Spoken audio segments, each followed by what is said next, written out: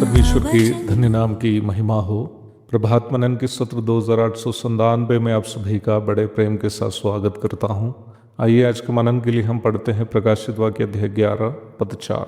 ये वे ही जैतून के 2 पेड़ और 2 दीवट हैं जो पृथ्वी के प्रभु के सामने खड़े रहते हैं। महाक्लेश काल के 2 अभिषिक्तों को, जिसे परमेश्वर ने अपना न्याय के बारे में संसार को चेताने के लिए नियुक्त किया है, यह जैतून के 2 पेड़ से और दीवट से तुलना किए हुए करके हम देखते हैं। वास्तव में यह प्रेरित यूहन्ना के द्वारा प्रभु जकरिया नबी की पुस्तक में दी गई भविष्यवाणी की याद दिला रहा है। जकरिया के अध्याय 3 और 4 आप समय निकालकर पढ़ लीजिएगा। मैं वहाँ से 2 पद आपके लिए पढ़ना चाहता हूँ, अध्याय 4 की 11 से 14 तक। तब मैंने उससे फिर पूछा, ये 2 जैतून के वृक्ष क्या है जो दीवट की दाहिनी बाई ओर है? फिर मैंने दूसरी बार उससे पूछा, जैतून की दोनों डालियां क्या है जो सोने की दोनों नालियों के द्वारा अपने में से सुनहरा तेल उंडेलती है? उसने मुझसे कहा, क्या तू नहीं जानता कि ये क्या है? मैंने कहा, हे मेरे प्रभु, मैं नहीं जानता। तब उसने कहा, इनका अर्थ ताजे तेल से भरे हुए वे 2 पुरुष हैं जो सारी पृथ्वी के परमेश्वर के पास हाजिर रहते हैं। पूर्व में आपको ये जो मैं बताया हुआ याद होगी कि बाइबल की भविष्यवाणियों की पूर्ति के 2 पहलू होते हैं। पहला आसन्न पूर्ति अथवा इमिनेंट फुलफिलमेंट, और दूसरा भविष्यकालीन पूर्ति अथवा फ्यूचर फुलफिलमेंट। जकरिया नबी की इन भविष्यवाणियों की आसन्न पूर्ति उस समय हुई जब महायाजक यहोशू और जरूब्बाबेल के नेतृत्व में बाबिलोन प्रवास के पश्चात इस्राएल में आत्मिक जागृति हुई थी। एजरा अध्याय 8 की 21 से अध्याय 10 की 17 तक और जकरिया अध्याय 3 आदि पढ़ लीजिएगा। अब जब हम प्रकाशित वाक्य के इस भाग की ओर आते हैं, यहाँ हम जकरिया नबी की भविष्यवाणी की भविष्यकालीन पूर्ति को देख रहे हैं।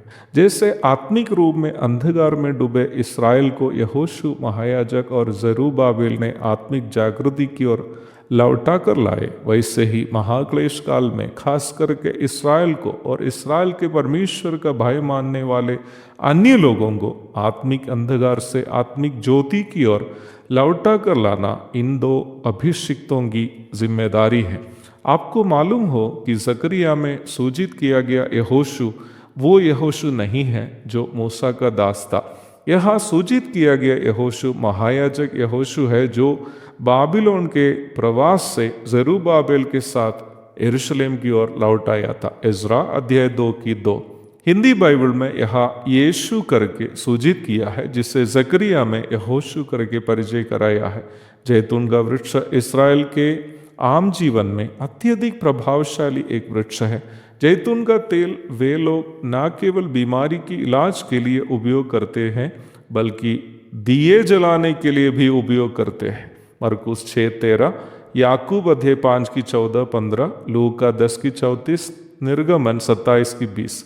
आत्मिक अंधकार में डूबे संसार को ज्योति प्रदान करने और पाप के बीमारियों की इलाज करने का एकमात्र विकल्प परमेश्वर के वचन का प्रकाश उनके साथ साझा करना ही है। महाक्लेश काल में निम्न दायित्व परमेश्वर के द्वारा सौंपे गए 2 विशेष व्यक्तित्व है। वो दो अभिषिक्त जिनकी चर्चा हम यहाँ देखते हैं। आज वर्तमान संसार में परमेश्वर की कलीसिया जगत की ज्योति है। मत्ती 5:14, पहला पत्रस 2:9।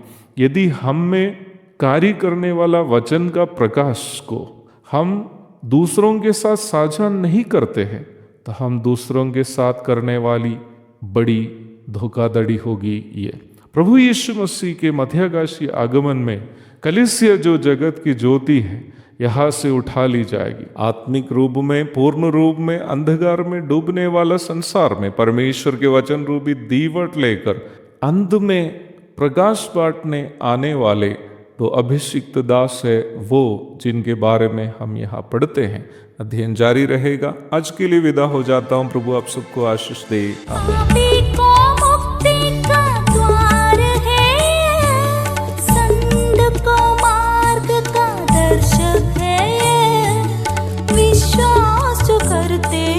उसके लिए अनंत जीवन का साधन है ये है वचन, प्यारा वचन, यीशु मसीह का प्यारा वचन।